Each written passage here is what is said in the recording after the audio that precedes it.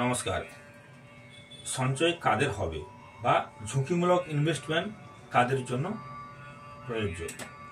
দেখুন, সাধারণভাবে বলতে গেলে যাদের খরচ কম বা খরচ করার মানসিকতা কম তারাই সঞ্চয় করতে পারবে। খরচ মাত্রা যদি বেশি হয় তাহলে সঞ্চয় হবেই বা কী করে? তাহলে খরচের যে দৃষ্টিভঙ্গি, যে খরচ যেটা আমরা বিচার করি সেটা কিন্তু জ্যোতিষশাস্ত্র অনুসারে যে কোনো ছকের দ্বাদশ ভাব। দেখুন, যদি আমরা এটা মকর লগ্ন ধরি, কারো জন্ম ছকের মকর লগ্ন হয়, এর দ্বাদশ ভাব হচ্ছে এটা। তাহলে দ্বাদশ ভাবের অধিপতিকে বৃহস্পতি, তাহলে এই বৃহস্পতি আছে এখানে বক্রী অবস্থায়, আছে কোথায়? শুক্রের ঘরে। বৃহস্পতি কোথায় আছে? বৃষ রাশিতে। বৃষ রাশি হচ্ছে বৃহস্পতির শুক্রের ঘর, তাহলে বৃহস্পতির অ্যান্টি এক। আবার বৃহস্পতি এখানে আছে কার? রবির নক্ষত্রে, যে রবি নিচ্চস্থ এবং রাহুযুক্ত। তাহলে রবি নিচ্চস্থ এবং রাহুযুক্ত, সেই রবির নক্ষত্রে আছে কিনা? বৃহস্পতি আছে সেই রবির নক্ষত্রে। তাহলে বৃহস্পতি এখানে দুর্বল, বৃহস্পতি পীড়িত। তাহলে এখানে বৃহস্পতি যদি পীড়িত হয় তাহলে কিন্তু এর খরচের মাত্রা সবসময় বেশি থাকবে। আচ্ছা, এরপর আরেকটা জিনিস লক্ষ্য রাখতে হবে যে রাহু কেতু। রাহু কেতু যদি কারো এই দ্বিতীয় রাহু থাকে, অষ্টমে কেতু থাকে, বা দ্বাদশের রাহু থাকে, এখানে ষষ্ঠে কেতু থাকে, মানে দ্বিতীয় ভাবের সঙ্গে এবং দ্বাদশ ভাবের সঙ্গে যদি রাহু কেতু যুক্ত থাকে, বিশেষ করে দ্বাদশ ভাবের সঙ্গে যদি রাহু কেতু কোনোভাবে কানেক্টেড হয় তাহলে কিন্তু তার খরচের মাত্রা বেশি হবে। আর তাহলে জ্যোতিষশাস্ত্র অনুসারে দ্বাদশ ভাব যদি পীড়িত হয় এবং দ্বাদশ প্রতিগ্রহ যদি দুর্বল থাকে তাহলে তাদের কিন্তু সঞ্চয়ে বাধা হবে।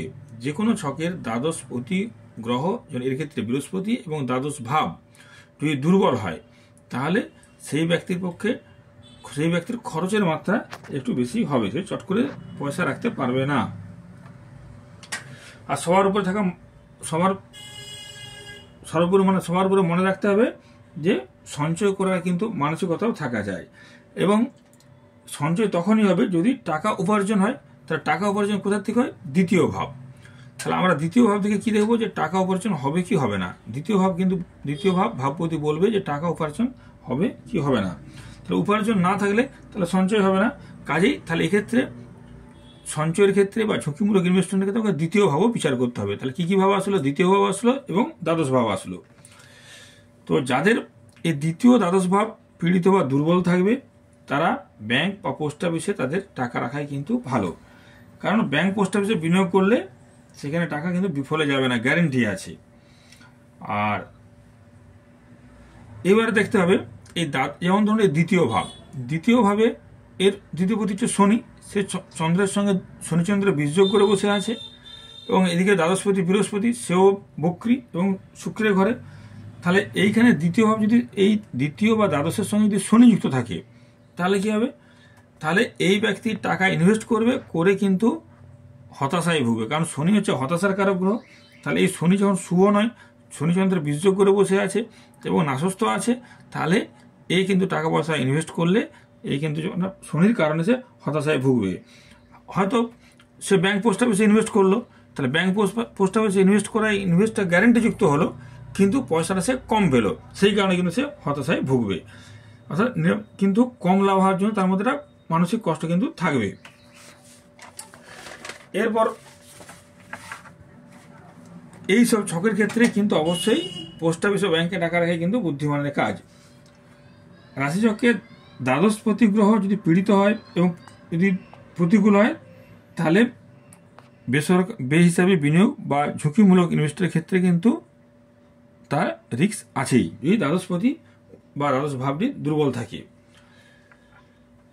এবং যদি দ্বাদশ ভাব ভালো থাকে, ভাবপতি খারাপ থাকে, তাহলেও ইনভেস্টমেন্ট করা যাবে কিছু হলেও, কিন্তু দুটোই যদি খারাপ থাকে তাহলে কিন্তু বিনিয়োগ বিফলে যাবে এবং তার থেকে কিন্তু মানসিক হতাশা বা কষ্ট আসবে। আর জ্যোতিষশাস্ত্রে দ্বাদশ ভাব আর দ্বাদশপতি যদি অনুকূল হয়, যদি দ্বাদশ ভাব এবং দ্বাদশপতি যদি খুব ভালো হয় তাহলে কিন্তু তার আর্থিক লাভ হবেই। তবে তার মধ্যে ঝুঁকিমূলক স্কিমে বিনিয়োগ করার মানসিকতা থাকা চাই এবং সামর্থ্য থাকা চাই। আর এই ঝুঁকিমূলক স্কিম বলতে গেলে আমরা যেটা বুঝি শেয়ার, মিউচুয়াল ফান্ড বা যে কোনো ঝুঁকিমূলক ব্যবসার কথায় আমরা এখানে বিনিয়োগের কথাই বলেছি। তাহলে এখানে আমরা কি কি ভাব পেলাম? লগ্ন ভাব, তৃতীয় ভাব, পঞ্চম ভাব, একাদশ ভাব প্লাস দ্বাদশ ভাব। এই কানেকশানগুলো থাকলে 1, 3, 5, 11, 12 এই ভাবের কানেকশানগুলো থাকলে একজন ব্যক্তি কোনো ঝুঁকিমূলক ইনভেস্টমেন্ট করে সে লাভবান হতে পারবে। লগ্নভাব হচ্ছে ব্যক্তির নিচে, যে ব্যক্তি ইনভেস্ট করছেন সে লগ্নের নিচে। আর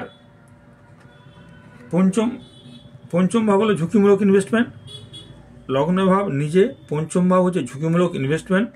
তৃতীয় ভাব হচ্ছে পঞ্চমের একাদশ, দেখুন এটা হচ্ছে পঞ্চম ভাব এর একাদশ ভাব কোনটা? সাকসেস। তাহলে ঝুঁকিতে ইনভেস্ট করলো কিন্তু সাকসেস হবে কিনা তার একাদশ। তাহলে 1, 2, 3, 4, 5, 6, 7, 8, 9, 10, 11। তাহলে পঞ্চমের একাদশ হলো তৃতীয় ভাব। তাহলে সেই জন্য এখানে আসলো তৃতীয় ভাব। একাদশ ভাব হচ্ছে সামগ্রিক সাফল্য, সমস্ত কিছু যদি সাফল্য কিন্তু আমরা একাদশ ভাব থেকে দেখি যে কোনো লগ্নেরই। আর দ্বাদশ ভাব হচ্ছে ইনভেস্টমেন্ট। তাহলে 1, 3, 5, 11, 12 এই ভাবগুলোর মধ্যে কারো কানেকশন থাকে এবং গ্রহগুলো যদি মোটামুটি ভালো হয় তাহলে সে যদি কোনো ঝুঁকিমূলক ইনভেস্টমেন্ট করে সে কিন্তু লাভবান হতে পারবে। তাহলে এই সংযোগগুলো থাকলেই সে শেয়ার, মিউচুয়াল ফান্ড বা একটু ঝুঁকিমূলক সেখানে বিনিয়োগ করে কিন্তু সে লাভবান হবে।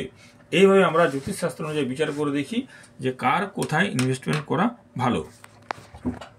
নমস্কার।